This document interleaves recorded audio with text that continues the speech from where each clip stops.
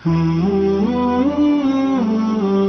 الحياة بحبنا للدعوة لله رب العالمين تطيب. أسعد قلوبا بالهداية والتقى ونر طريقي كي أراه يطيب. قلوبا بالهداية والتقى. بسم الله الرحمن الرحيم. الحمد لله رب العالمين، والصلاة والسلام على أشرف الأنبياء والمرسلين نبينا محمد وعلى آله وصحبه أجمعين. Chers frères, chères sœurs, assalamu alaikum wa rahmatullahi wa barakatuh, et bienvenue à tous et à toutes dans la continuité de nos cours. Et nous continuons, après avoir conclu au dernier cours les différentes catégories de personnes dans cette vie, et qu'il y a certaines personnes dont le début de leur vie est bonne et la fin aussi, à l'exemple de la personne qui est née musulmane et a vécu musulmane et est morte sur cela.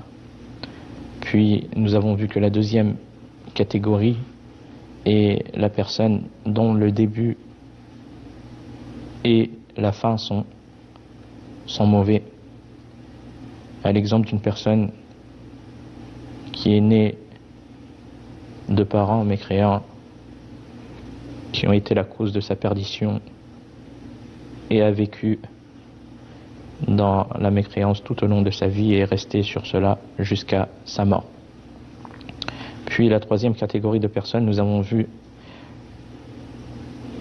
la personne dont le début est bon mais la fin est mauvaise.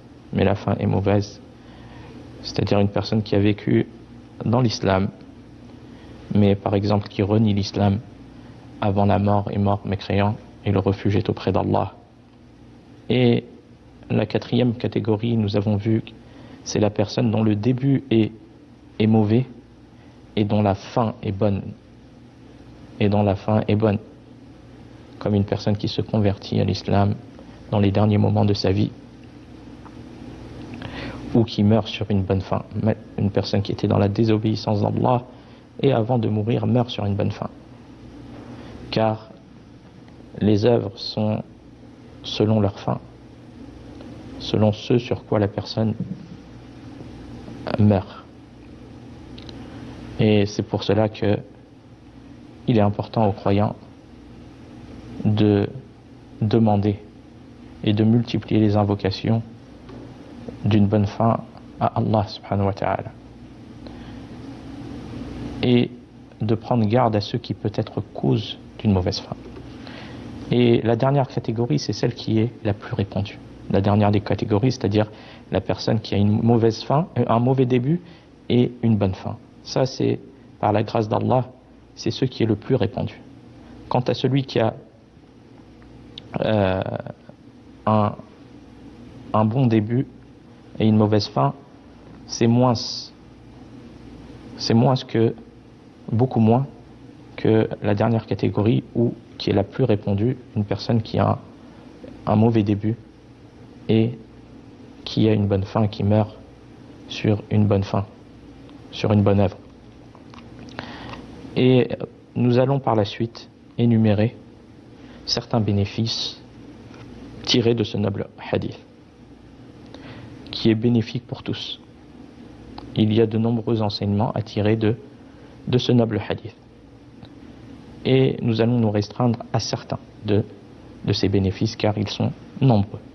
Parmi les bénéfices, l'éloquence de cet éminent savant parmi les compagnons, Ibn Mas'ud radiyallahu anhu, à travers qui a rapporté ce noble hadith, et la façon dont il a rapporté ce hadith immense, enfermant de nombreuses informations liées à la science de l'invisible, le temps de vie de la personne, sa subsistance, ses œuvres, et s'il sera heureux ou malheureux. La personne ne peut connaître cela si ce n'est par révélation. C'est pour ça que le prophète Ibn Mas'ud radiyallahu anhu a dit: le messager d'Allah sallallahu alayhi wa sallam m'a rapporté,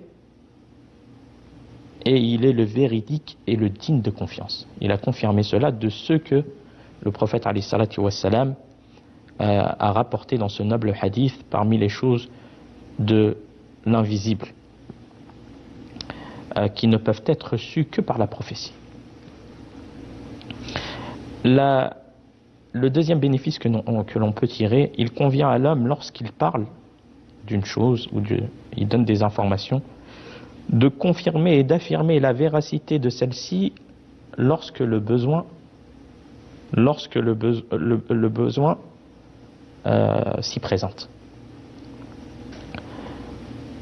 et qu'il a besoin de confirmer ce qu'il donne comme information. Le troisième bénéfice que l'on peut tirer de ce noble hadith est que nous avons appris par ce noble hadith que la création de l'homme est réunie dans le ventre de sa mère de la façon décrite par le prophète alayhi salatu wassalam. C'est-à-dire pendant une période de 40 jours, mudra, une semence, une goutte de sperme, pendant une période de 40 jours, puis par la suite, elle se transforme en un caillot de sang, un alaqa, pendant une période semblable, puis par la suite, elle se transforme en une mudra, en un morceau de chair semblable, un petit morceau de chair semblable à ceux que l'on peut mâcher, pendant une période de 40 jours, puis lorsqu'elle atteint les 120 jours, dans la phase embryonnaire, qu'elle a complété 4 mois, un ange est envoyé par l'ordre d'Allah subhanahu wa ta'ala afin de lui insuffler l'âme de la vie, par laquelle elle se met à bouger, subhanallah. Et cela fait partie des signes de la prophétie du prophète alayhi salatu wa salam, car la science de la médecine à cette époque n'avait pas connaissance et n'avait pas découvert ces choses-là. Donc, cela prouve qu'il n'a pu avoir connaissance de ces choses par la révélation venant d'Allah subhanahu wa ta'ala. On tire comme profit, comme bénéfice de ce hadith, l'importance du sang dans la vie humaine. Car on a vu dans le hadith que la base de la création de l'homme est une semence, puis elle se transforme en un caillot de sang. C'est pour cela que si la personne fait une hémorragie et perd énormément de sang, eh bien c'est une cause de sa mort. Donc ceci nous montre l'importance du sang dans la vie humaine.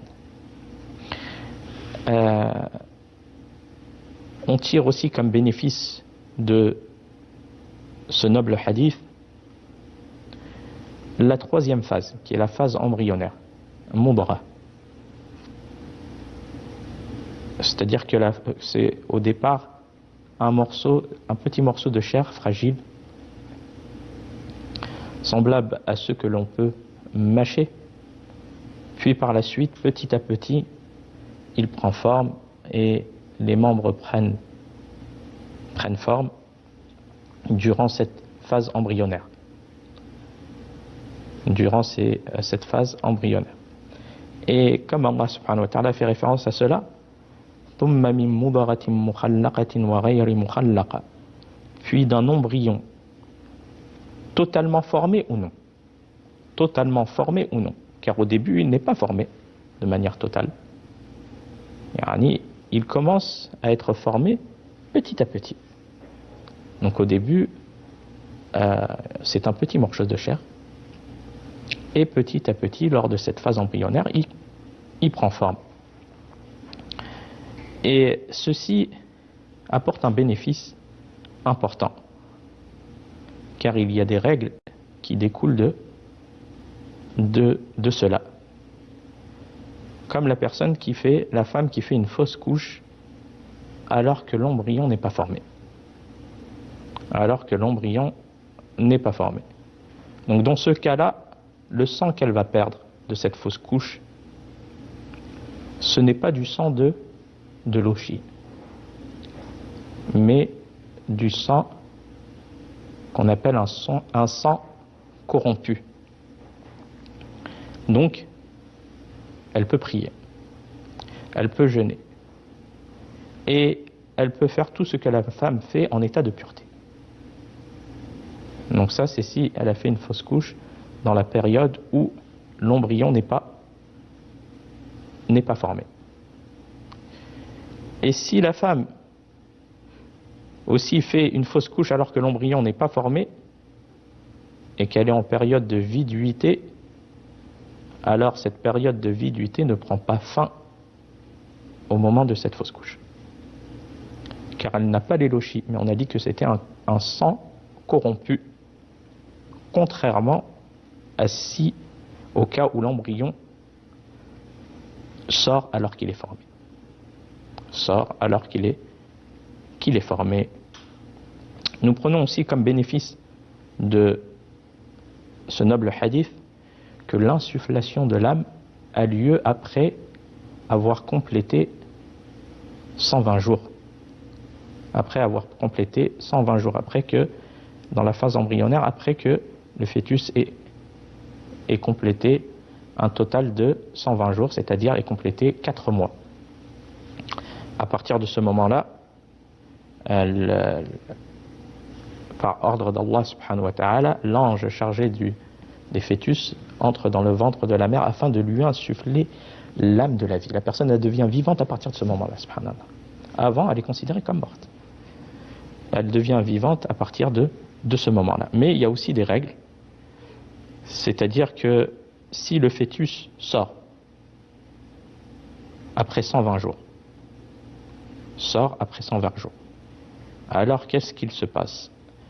Il sort mort après 120 jours. Il est considéré comme vivant. Donc, il doit être lavé. Il doit être couvert d'un linceul. Et on prie sur lui et l'enterre dans les cimetières des musulmans. Et on lui donne aussi un nom, et on fait pour lui aussi al-aqiqah, car il est considéré comme un être humain et a les mêmes droits qu'un grand. Il est considéré comme vivant. Et comme les savants le disent, après l'insufflation de l'âme, l'avortement est strictement interdit, quelle que soit la situation. Pourquoi? Car l'avortement serait la cause de mettre fin à la vie humaine. Car l'âme a été insufflée en lui, donc il est considéré comme vivant, comme nous l'avons cité. Donc cet avortement serait la cause de mettre fin à sa vie. Et cela est strictement interdit. Comme bénéfice que nous tirons aussi de ce noble hadith, la grande attention qu'Allah subhanahu wa ta'ala porte à ses serviteurs. Allah subhanahu wa ta'ala, il a chargé des anges afin qu'ils prennent soin de ses serviteurs alors qu'ils sont encore dans les ventres de leur mère. Et ça, c'est un grand bienfait d'Allah subhanahu wa ta'ala. Et il a aussi chargé des anges qui, lorsqu'ils viennent au monde et tout au long de leur vie, sont chargés d'eux jusqu'à leur mort, tout au long de leur vie. Et ils ont différentes fonctions. Ces anges, ils ont différentes fonctions et aussi ils obéissent à Allah subhanahu wa ta'ala. Comme Allah subhanahu wa ta'ala l'a dit dans son noble livre, Ibadun mukarramun عباد مكرمون لا يسبقونه بالقول وهم بأمره يعملون. Des serviteurs honorés, ils ne devancent pas son commandement et agissent selon son ordre. Allah subhanahu wa ta'ala, il dit à leur sujet وَمَنْ عِنْدَهُ لَا يَسْتَكْبِرُونَ عَنْ عِبَادَتِهِ وَلَا يَسْتَحْسِرُونَ يُسَبِّحُونَ اللَّيْلَ وَالنَّهَارَ لَا يَفْتُرُونَ. Donc Allah subhanahu wa ta'ala, il dit à lui seul appartiennent tous ceux qui sont dans les cieux et sur la terre, ceux qui sont auprès de ton Seigneur, les anges, ne dédaignent pas l'adorer et ne s'en lassent pas.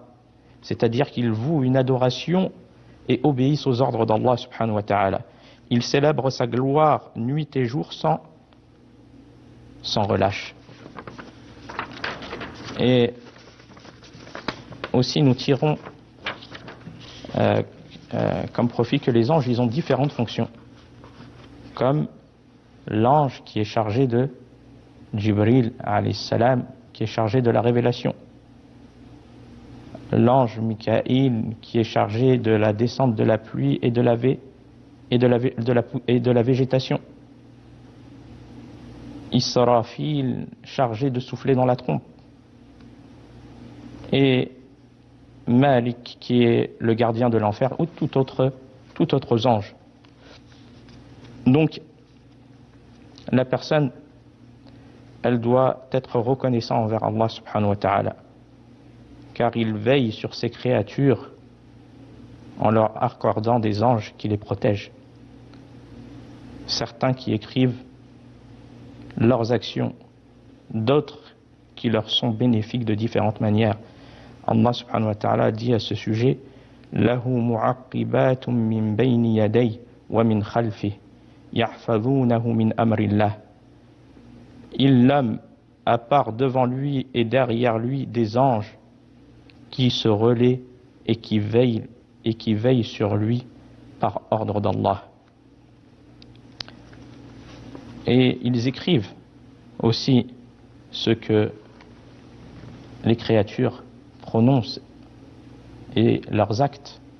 Allah subhanahu wa ta'ala dit عن اليمين وعن الشمال قعيد ما يلفظ من قول إلا لديه رقيب عتيد. Un assis à droite et un à gauche, il recueille tous ses actes, il ne prononce pas une parole sans avoir auprès de lui un observateur prêt à l'écrire.